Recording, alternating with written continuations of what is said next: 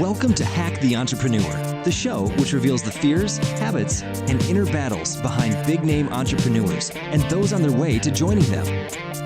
Now here is your host, John Naster. Hey, this is Hack the Entrepreneur. Thank you so much for joining me again today. I am your host, John Naster, but you can call me Johnny. My guest today is a Facebook ad strategist, writer, qualified lawyer, and an entrepreneur. In 2010, my guest started a website called writinghappiness.com. For the next 5 years, she honed her content writing skills, launched 3 online programs, and wrote for countless large publications. Then 2 years ago, she merged Writing Happiness into her personal brand, where she now helps coaches and service-based entrepreneurs acquire customers with Facebook ads. Now, let's hack Marya Jan. Over the past 10 years, I've sent millions and millions of email marketing messages. I've used Aweber, MailChimp, Drip, ConvertKit for clients, for my own businesses. And there's a reason why I've moved Hack the Entrepreneur to ActiveCampaign. ActiveCampaign enables you and myself to send perfectly timed messages in response to our customers' actions and behaviors. ActiveCampaign treats yours and my contacts as unique individuals, the unique individuals that they are, rather than just sending everyone the same messages. With marketing automation, your campaigns can listen, learn, adapt, and respond, all based on your contacts' behaviors on your site and within the email themselves.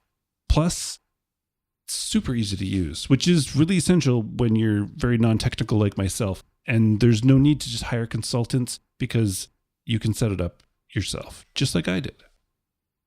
See why thousands are upgrading to a more intelligent marketing solution.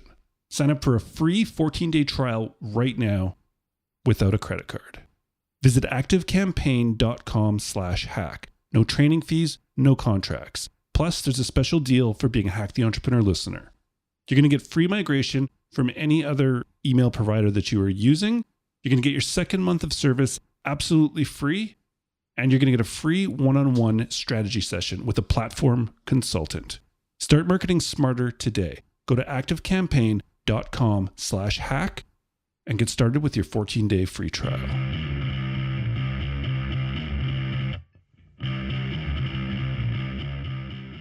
We are back with another episode of Hack the Entrepreneur, and today we have a very, very special guest all the way from Australia. Marya, welcome to the show. Thank you so much, John. Thanks for having me on. Absolutely my pleasure. I'm glad. It took us a bit to connect, and we're here. There's a lot of ocean between us, but we're here, and I think that we're going to have a lot of fun. I'm sure about that. Nice. It's going to be so much fun. Excellent. Let's jump into it, Marya. Mm-hmm. So you are a woman who wears many, many hats, from marketing to writing. Today we're talking to Marya, the entrepreneur.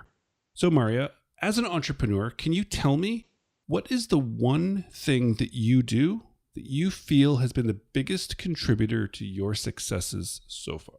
Yes. So it's hard to actually pinpoint one thing, but I've actually been thinking about it lately. And I would say that one thing is taking full responsibility in any situation. So, when things don't go according to plan, and they often won't, I won't complain. I won't blame others. I would take time to deal with the situation, of course. I may feel low. I'll feel depressed for a while. I might even have an ugly cry. But then I'm always back up, and I'm always doing what I was doing in the first place, just keeping forward, just learning from what went wrong. So, because not everything is going to go according to plan. And so anytime something goes wrong, I take full responsibility in the situation and I own it. And that keeps me moving forward. So I would say that's a very rare trait. It's probably more common in entrepreneurs, but generally I've seen it to be the case that most people are quick to blame others. And so I try not to do that. And I think that's one of my superpowers. Yeah. I love it. That's, to me, such a frustrating trait in a lot of people, is blaming things on others and not sort of owning the issue. So is this something that you had since like childhood, Marya, or have you sort of had to push and like to adapt this mindset? Yeah, I would say that I've always had it. I've always been very resilient, right? And I am like super, super persistent. So I've had a pretty happy childhood as well. So I just grew up knowing that, everything would fall into place. And I always had that attitude. And that when things didn't fall into place, I knew that there has to be something on my part as well, that I might have contributed to the situation as well. So yeah, that's a trait I had. Yeah, I didn't have to cultivate it. I do believe that I had it growing up. So yeah, I'm very grateful for that. Very cool. Very cool. Okay, Marya, you've been working for yourself for quite a few years at this point. And so I would love to kind of go back if we could, because I know it doesn't always make sense going through it, but I'd like to, if you could take us back to sort of the point in your life when you decided to, rather than just take the traditional route and go to an office somewhere, you decided to stay home and start a business and work for yourself. Can you sort of explain that to us? Yeah, sure. So basically what I was doing was, so I have a formal MBA. I was working in academia. I was teaching business communication, business mathematics, and I was also actually helping out with the marketing department because I was working in a university. And I really loved my job, actually. But when I got married and when I had kids, that's where I started to feel like, I was spending way more time at work and I couldn't spend that time with my kids. And I just felt like, I was just rethinking my choices. I was wondering whether I want to continue down that path, whether I want to spend more time in corporate. And so then that's where I decided to I made a decision basically to stay home with my kids. So, and I said, okay, I'll just try it for a while and see where it leads me. Now, what happened next was and that was like 2010, 2009. And one of my friends suggested to me that why don't you look into blogging? And I didn't even know what a blog was, if you can imagine, at that time. So I said, okay, I'll give it a try. And because I always enjoyed writing, I was a storyteller, it really interested me. So I took up blogging. That was just, at that time, it was known as Marya Writes. That was my personal blog. And pretty soon I noticed that my blog posts were getting a ton of engagement from people. And initially it was all about, my personal life and being a mom and, trying to balance. I wasn't working, obviously, I had left my job, but I still wrote about what it was like trying to balance, work and life. And so moving forward, I felt that I was good at blogging and people seemed to really resonate with my content and voice. So what the next step for me was to start writing for others. And I just fell naturally into freelance content creation. When I fell into freelance content creation, I just discovered this whole world of online marketing. And I learned how to grow my own list with guest blogging. I learned how to, create content as a way to pre-qualify people and get them to actually buy things from me. I started teaching people actually how to grow their own email list, how to guest blog, and so on and so forth. So so that's how actually my business evolved, just from making a decision as to I have to stay home with my kids and then start blogging. And then it just went through this evolution where I was in the beginning working as a freelance content creator.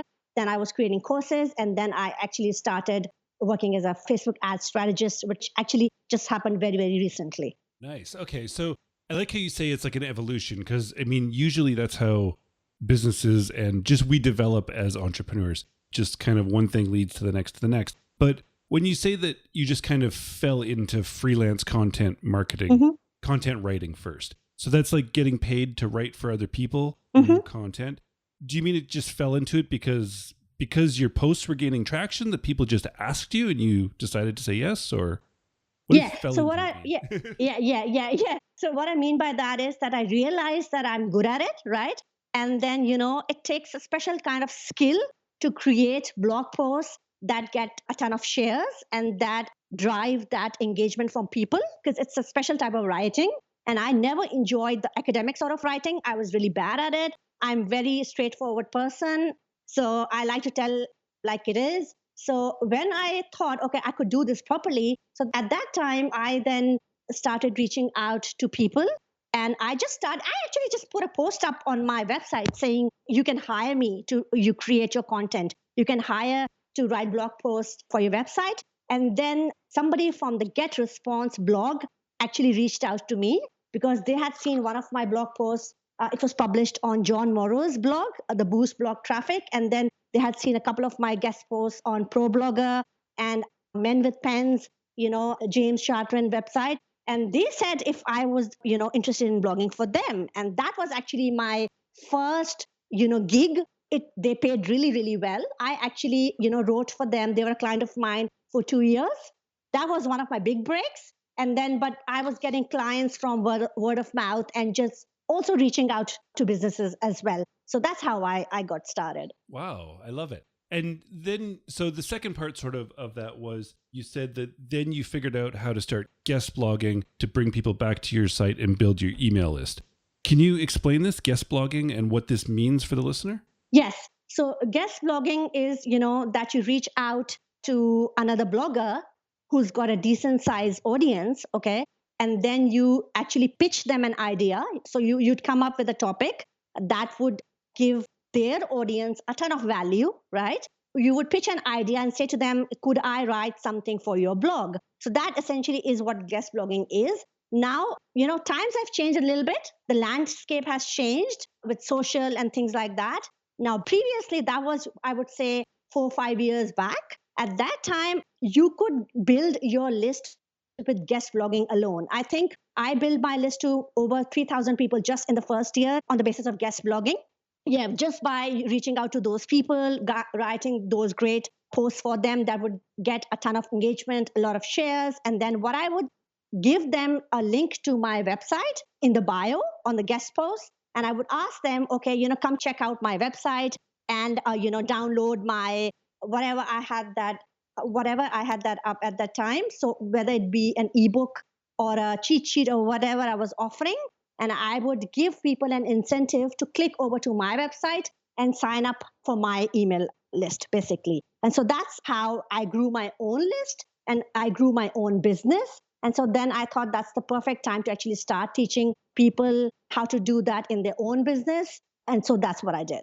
Cool. I like it. So thanks for the clarification. And so, yeah, guest blogging, it has changed. The landscape has changed, but at the same time, it can be super, super effective.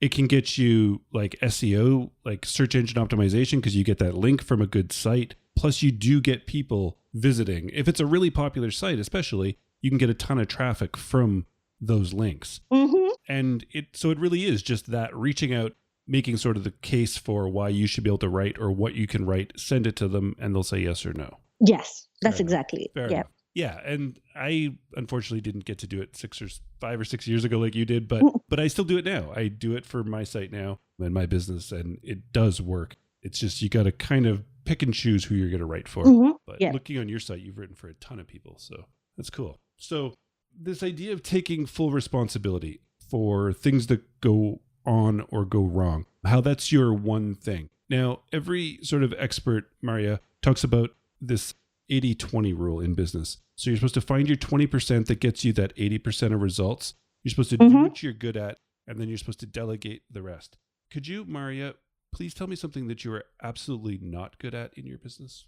Mm-hmm. There's so many things, If I started making a list, I'm sure we'll be here for hours. So yeah. So I would say, I'm not great at being active on social media.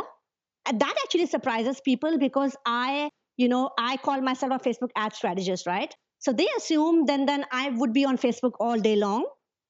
And that's not the case at all. I'm actually really, really bad with posting on social media. I am on Facebook to begin with. So I use Facebook, and what else? Like I hardly use Twitter. I've got a LinkedIn account. I'm not on Instagram. I am not on Snapchat. I'm none of those social media platforms, and I'm not very consistent. So I definitely need help with that. The only reason why I've been not able to get help around that or outsource is because I feel that, my voice is really, really important. And because I always create all of my content. So I'm always saying to myself, okay, it's either me or nothing goes out, which is probably a bad way to look at it. But yeah, I would definitely say just putting out consistent content on social media I really, really struggle with it. Fair enough. And that was not at all what I was expecting you to say as a Facebook ad strategist. Yeah. Yep. So I appreciate your honesty. So let's move into what I call projects. But in this case, it's a loose term, but in this case, I want to talk because I know at the beginning you sort of told us about your evolutionary process, how you've come to be what you are, and how you've recently gone into being a Facebook ad strategist. Mm-hmm. So I would really like to know what your sort of thought process is when you sort of reach, maybe if it's like a fork in the road or something where you figure you have to go one way or the other. What sort of process do you go through, Marya? Whether that's like an internal gut process or a written process, but what process do you go through to decide that making this pivot to a whole new sort of direction like Facebook ad strategy is sort of the right direction for you and your business? Mm-hmm. That's an excellent question. And I would say that it's intuitive for me. So it is based on a gut reaction. And also I don't plan for like long periods of time. I don't plan ahead. Like the most I would set goals for is probably 90 days, right? So I don't know what's going to happen beyond those 90 days. I don't create like 6-month long plans or yearly plans. I don't do any of that. So what I focus is on what I'm doing right now and where do I see myself next in 90 days. And I mostly take decisions based on that. Now I have a general idea of obviously, what I want my business to look like, or I do have a vision for my business, right? But it keeps changing and it's very fluid and I'm totally fine with it. So I make decisions based on how it feels, if it makes sense for me to do that. And anytime I'm making a decision, I always look at whether it's going to whether I'm getting one step closer to where I want to go. And that's typically 90-day goals that I've set for myself. So for instance, I've just made a decision that I'm going to actually cut down on my one-on-one client load. So because just last month, it was one of my biggest months in business to date. And then at the end of that month, I realized that I cannot continue at the same pace. And I was actually at the point of being burnt out. And I've been in that situation before. And I certainly didn't want it to be in that situation again, but that's how it happened. And so then I made a decision, a conscious decision that I am not going to be, taking any more one-on-one clients. Or if I do, it's just going to be, they need to be that perfect fit and we need to be on the same page. And then I'm also coming out with a program next month. So I'm moving into now from one-on-one, done for you service to where I can impact more people. It's going to still move my business forward, but I think it's just going to suit everybody, my clients, people, myself. So so that's how I would say that I, make decisions on what needs to happen next, that are what feels good, what feels right. It's mostly an intuitive thing. And it just needs to make sense in the 3-month period that I'm looking at. So hopefully that makes sense. But that's how I do it. I like that it's intuitive, and I like it's different than mine, but like the lack of long-term goals, but still keeping a 3-month sort of goal in focus so that you don't just like 1 week to the next jump to different things. You still stay focused, but then when you take on too many clients, you realize that's not the way you want your life and business to go for your health and sanity. And so now you're like figuring out kind of how it goes really back to your one thing, which is really owning everything that happens and not just making up excuses for it. Yeah, exactly. Yeah. That's cool. I like it. So with this idea of now going to, actually, no, let's go back to this. So with becoming a Facebook ad strategist and making that pivot on an intuitive basis, how did you get your first clients? Yeah. Okay. So that's a very interesting story. And I didn't plan it, even if I could, I didn't plan it like that. So what happened was, so initially, like I said before, I had built my own list with guest blogging, right? And then I started taking on, clients. So I was freelancing. So I was at a point in time that I had a healthy client load, and then I couldn't spend any more time on guest blogging, right? So again, that was a fork in the road, right? I was at that point that I didn't have any time to now grow my own list. Okay. So then I thought to myself, okay, so what could I do to grow my own list? Because I knew that, it's very important. Obviously, it's critical growing an email list. So then I started experimenting with Facebook ads. And pretty soon I started getting these amazing results for myself in my business. That was in 2015. Okay. So I started getting these amazing results for myself and with very humble, sort of like very tiny ad spend as well.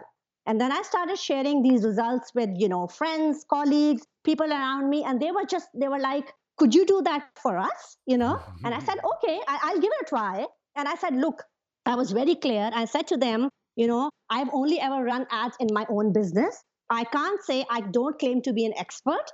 I can't say that I'll be able to get the similar sort of results for you. And I said, look, I haven't even run ads in your niche, for example, right? So, and they were fine with it. And so I started running ads for them. And then I started getting these great results for them. And I'm not saying from day one, right? Because Facebook ads is all about testing, tweaking. Obviously, I ran some campaigns that didn't work. That's fine. But overall, I was getting them really great results. And it just skyrocketed from there. Like initially, I was charging a couple of $100 to run some campaigns. And I was getting these amazing results. My confidence was like, oh my God, then I can actually do this. It actually, now I think about it, because it sort of brought all pieces, like all parts of whatever I had been doing prior to Facebook ad strategy, like the content, the strategy, the copy, the images, everything that I done before, I made use of that experience, sort of brought it all to Facebook ad strategy and running the ad campaigns. And it just took off. And so last year in the beginning, I actually hired a sales coach. I was working with her. She helped me create my packages. And she says, no, you're no longer charging, $300, $400 to run people's ad campaigns because you're getting them amazing results. And it just exploded just last year. And I've been telling actually people, it's so funny. I actually wrote a blog post that said from 0 to 500K in 1 year, that took 6 years in the making, right?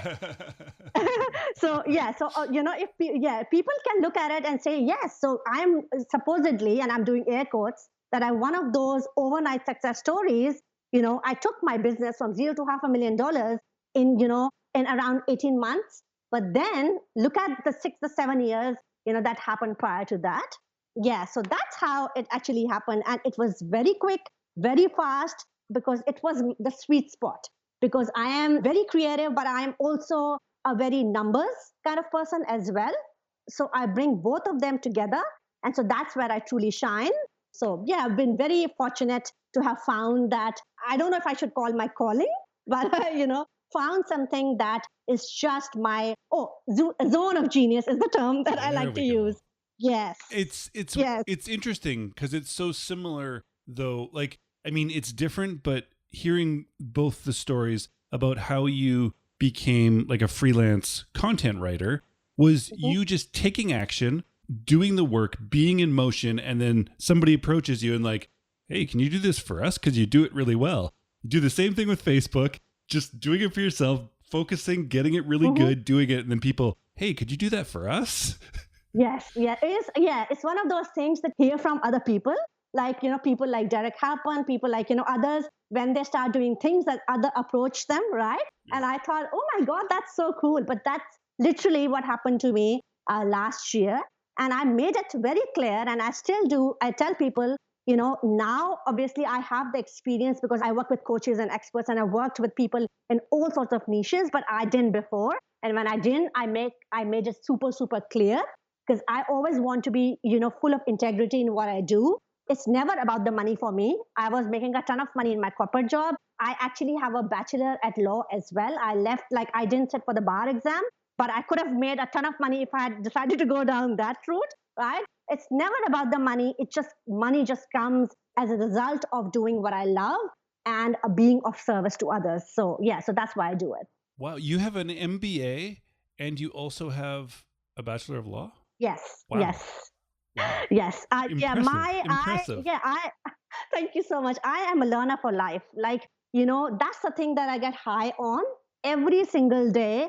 I set aside at least 1 hour to either listen to a podcast or to read a book or to listen to maybe some training of some sort. Like I literally have to learn every single day. Otherwise, I feel like, something is missing. So that's what that drives me. I like it. I like it. So there was another thing you mentioned, though, in sort of this evolutionary process to becoming a Facebook ad strategist. You said you hired a sales coach. Mm-hmm. Is hiring coaches, is this something that you do a lot as wanting to be a learner, but are you also like coachable and like to hire coaches to just show you the way? Oh, I'm very coachable, but I also feel like I take action whether I get that information from a free source. So I'm not like one of those people that if something is free, I won't take it as, valuable. I'm an action taker through and through, right? I keep myself motivated. I learn from a lot of people from their free content as well. However, I was, last year, I was at a point where I didn't have a lot of free time. So I didn't have a time to do a ton of research on how to create packages. It was just the right time for me. Let's just say that, to hire a coach. And so she is actually one of the two people that I give a lot of credit for my own success. So I hired her, and then I also hired a mindset coach as well, because I still needed to work with somebody who would just help me with some of the issues that we all, deal with, that everything is going perfectly, but then something goes wrong. So you do need a reframe around that. And sometimes you need an outside perspective. So I think, yes. So other than, I've invested in a ton of courses. I won't say a ton of courses, but I've invested in a fair bit of courses and online trainings. But I do think that just by working with a sales coach and a mindset coach, they really, really helped me to take my business to the so-called next level. Yeah. Nice. I love it. All right, Marya, this has been a lot of fun. I really appreciate you stopping by. We've talked about like the business in passing. It started out as, I believe, writinghappiness.com is where you were writing originally, but that's evolved and now you're into Facebook ad strategy, and then you're moving on beyond that even. It's at Marya Jan.com, right? Yes. So MARYAJAN.com. Could you just give sort of the listeners what it is you're doing over there, what they could find if they go there, and then if there's social media that they could track you down on? I think you said Facebook though, but yes. Yeah, just let us know. Yeah. Okay. So what I do is I work with coaches and experts and service-based entrepreneurs. And I work with people who already have proven offers and they have a cash flow. So I work with legitimate businesses. I don't work with entrepreneurs. I work with people who already have clients in their business, right? And I work with them to just, build their list very, very quickly. So I help them get a ton of leads and then obviously sales from Facebook ads. This is what I do. I absolutely love Facebook ads. They give you a quick return on investment like nothing ever will. So that's what I do. That's what I talk about on my website. If people want to go check it out, it's maryajan.com. And I've actually got a PDF on there for them. It will help people to create a Facebook ad strategy in their business. So even before they ever spend a single dollar on Facebook ads, they need to know why they're doing it in the first place. And so just creating a plan of sorts or creating a Facebook ad strategy is a fantastic way to start. So they can go grab that at maryajan.com/free guide. And that's a great starting point for any business who've never experimented with Facebook ads, but are keen to try. Very cool. Very cool. maryajan.com/free guide. I'll also link to that in the show notes, and I will track down Twitter and Facebook as well, so you can follow up with Marya if you have any questions or just want to tell her how awesome she is. Thank you. All right, so this has been a lot of fun. Thank you so much for taking the time. It's hard with these 12-hour time differences, but I'm glad we got to finally connect because it's been a lot of fun. And please just keep doing what you're doing because it is awesome to watch. Thank you so much, and thanks for having me on. I had a blast. It was so much fun. Thank you. Are you ready to see why I moved Hack the Entrepreneur's email to ActiveCampaign, a more intelligent marketing solution? If so, sign up for a free 14-day trial right now. No credit card needed. Go to activecampaign.com/hack. There's no training fees and there's no contracts. You're going to get free migration service. You're going to get a second month of service absolutely free, plus a free one-on-one strategy session with a platform consultant. You can get all this during your free trial. Start marketing smarter today. Get and convert more leads with ActiveCampaign. Go to activecampaign.com/hack. That was a fun conversation. I really enjoyed that, and I hope you out there enjoyed that as much as I did. Make sure to stop by hacktheentrepreneur.com. It got a facelift. It looks pretty damn snazzy, I would say. And there's a way to get my book for free. If you haven't read my book, almost 10,000 people bought it. You can get it absolutely for free if you want. It's still available if you want a paperback copy for, I think, $12.99 on Amazon. But the book as a PDF is now free. Check it out, hacktheentrepreneur.com. You'll see it as soon as you land. And yeah, give me some feedback. Tell me what you think about the new site. I think it's pretty snazzy. Huh? All right, we've reached the point in the show, one of my favorite points in the show, where I get to go back and listen to the conversation as you do. And so I went back and I listened to the conversation with Marya. And then I went back and I listened to the conversation again. And then I went back and I listened one more time to the conversation just to be absolutely clear. But I was. Because when I went through that third time, there was something that Marya had said to me that I had missed. I had missed it the first time, the second time. But the third time, it was sitting there right in front of me. So very, very clear. It was that one thing. Did you get it? Did you hear it? Let's do it. Let's find the hack. Now, I have a general idea of obviously, what I want my business to look like. Or I do have a vision for my business, right? But it keeps changing and it's very fluid and I'm totally fine with it. So I make decisions based on how it feels, if it makes sense for me to do that. And anytime I'm making a decision, I always look at whether it's going to whether I'm getting one step closer to where I want to go. And that's typically 90-day goals that I've set for myself. And that's the hack. Marya. I love this. I love this because of the simplicity of your business and how you have this, you went from 0 to 6 figures in 1 year, but it took 6 years to get there. You did over $500,000 last year, and now you've just recently decided that that's not how you want your business to look anymore. So you're pulling back and changing its direction. So you have a general idea of how you want your business to look. You have this vision. And then everything's broken into sort of 90-day goals. And at every decision point, you step back and decide whether that's taking you one step closer to reaching those goals or further away. And this idea of fluidity within our businesses, right? So this doesn't work for you if you want to build a business that has 500 employees. But if you want to build cool, small, fast-paced businesses that can do whatever it is you want to do and sort of achieve the lifestyle that you want to achieve with it, this is a great way to think. I would say maybe project some other goals further than 90 days, but I mean, you can't argue with the fact that it totally, absolutely is working for Marya. 90 days, figure out what you want your business and your life to look like at the end of this 90 days. Every single decision you make every single day, the decision tree goes yes or no. Will it take me one step closer to reaching that goal? Yes, do it. No, what's the next decision to make? The simplicity of it seems almost too simple, but it's absolutely not. We get stuck so many times when we have too many decisions and we have these amorphous sort of goals that we want to achieve and we don't know what they are. Keep it clear. Keep it to 90 days. Make every decision based on, does it take me one step closer? Yes or no? Marya, thank you so very much. All right, that was a lot of fun. I enjoyed that. I hope you enjoyed that as well. We have some pretty amazing guests coming up, and I'm looking forward to sharing them with you.